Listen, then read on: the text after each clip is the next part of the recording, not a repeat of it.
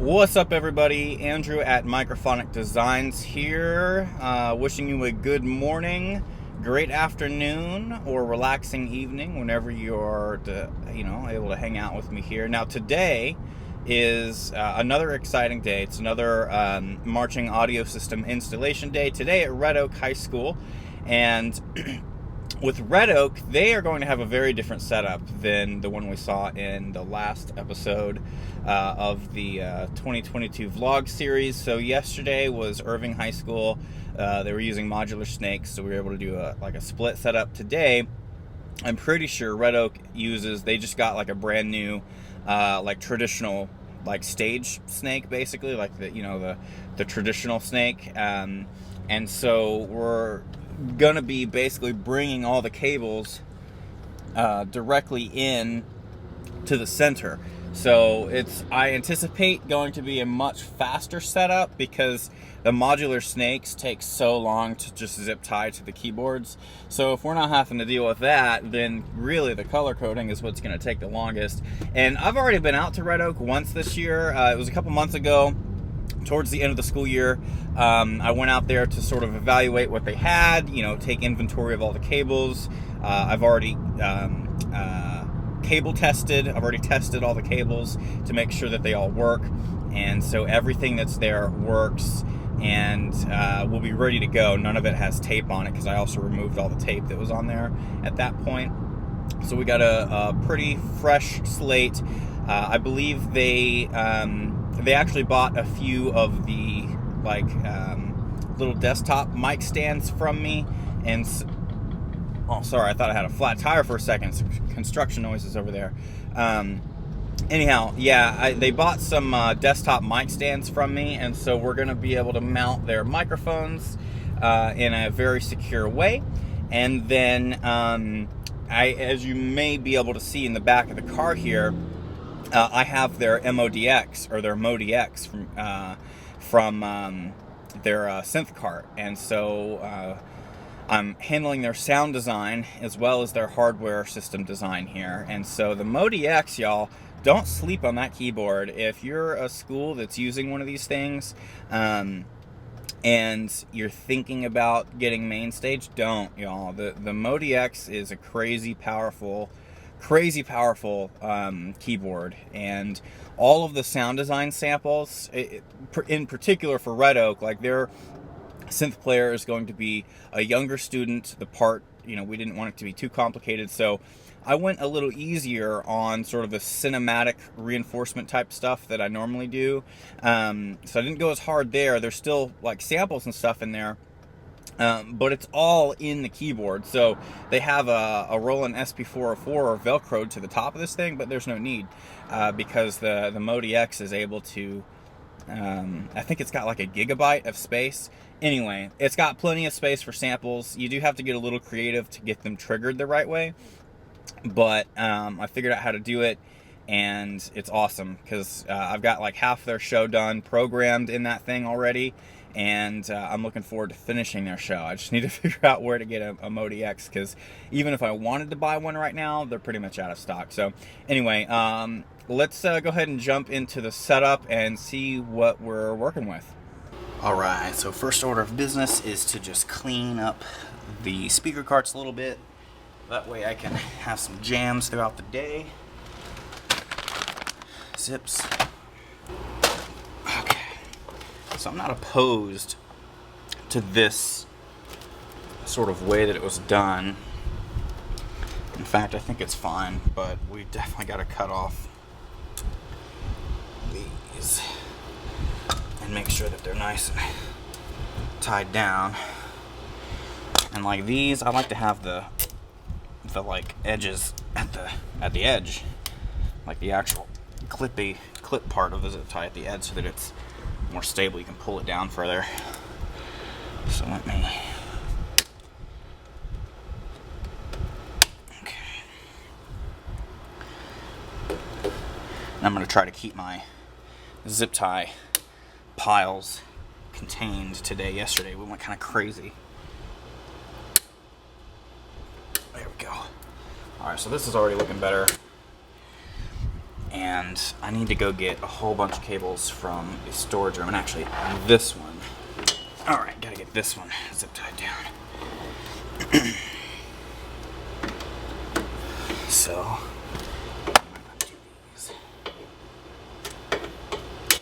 There we go.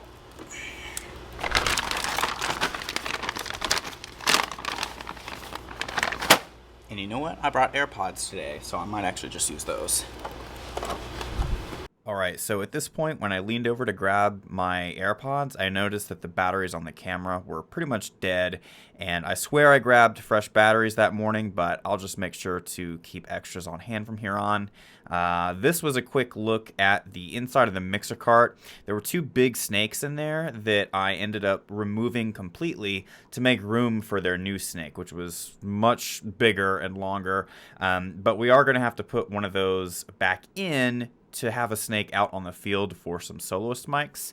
And I think I mentioned in the car that I had been there previously, and I thought that I had removed all the colored tape from their cables, but in fact I had not. So while this was a much more simplistic setup in terms of what the cabling was doing, it did take just as long as the day before, because I had to remove old colored tape and then obviously recolor code everything. But I got the mics put on, all the keyboards just fine, standard clamp, desktop boom arm, and then the Audio-Technica AT2035. Everything went super smooth, and because my main camera right there had died, I had to use the iPhone to do a quick look around. So this is just sort of the final result. I had all the cables come into the middle, and you'll see they're all nice and neat along the support frames there. Got all the microphones set up, and I hadn't yet put windscreens on. I need to make sure that they do that. And again, the vibes actually are going to be in the front row, but the cabling was easy enough where, you know, I was able to do it with the vibes not all lined up properly. And then the synth cart has a few cables laying on there that are going to reach over to the Snake, just two stereo channels coming from the Modi X. They've got the Yamaha, and then that right there is how I color coded all the instruments. So using my standard single stripe, double stripe, and it went really well. And because I felt like I sort of fell short on the content from the installation, I thought I would share a quick time lapse of some sound design that I did to the next day. So it's actually Wednesday right now, so I'm talking to you over voiceover. This here was about an hour and a half of work tonight, exporting samples and then getting them mapped in Sibelius and mapped in MainStage and programmed and all that stuff. And it was just a ton of work. So yeah, so this episode has definitely been a bit of a strange one. In fact, all of the video that you've seen up until this point, I've already edited as I'm recording this. I just didn't feel like I got quite as much recorded as I would have wanted to, because the batteries that I picked out that morning had died in the camera. So yeah, I'm going to keep extra batteries on hand for sure going forward. And I wanted to show you guys, so kind of going back to the installation for a second. Let me pull this up here. So this is the diagram that I did for Red Oak, and like I said, really simple, using just the traditional stage Snake, you know, the big metal box, and having all the cables come into the middle, and then the synth is just gonna, you know, run its cables right up. And I kind of found out while I was there that we need to have a second Snake in the mixer cart to basically run back, you know, around to the field somewhere. I'm not totally sure just yet, because they're still working on the drill and the visual and all that stuff. But I know that they're going to have a handful of soloists, and I don't want to give too much of their show away. You know, they got to do their own show reveal here in the upcoming months and weeks. But you know, as far as their setup goes, I know that we have that to look forward to. So I'm sure I'm going to be out there again at some point. I don't know off the top of my head when, but at that point, I'll be adding the second Snake to the mixer. They've got 8 available channels in the back of the TF3, so it'll be really easy to plug a second Snake in and move that wherever it needs to go. So this was the plan, pretty much stuck to it to the T, didn't really deviate at all, and I think it took a total of maybe 5 hours to do everything with all of the colored tape, color code stuff that I had to do. So definitely not bad for a full day. I was certainly tired, and then earlier today, which is currently Wednesday the 13th. So I'm recording this the day after I did all the installation. Yeah, I did quite a bit of sound design today for another client of mine. I basically came up with all the sounds this morning, and then tonight I did all the exporting, tweaking and adjusting, and putting all that stuff into main stage.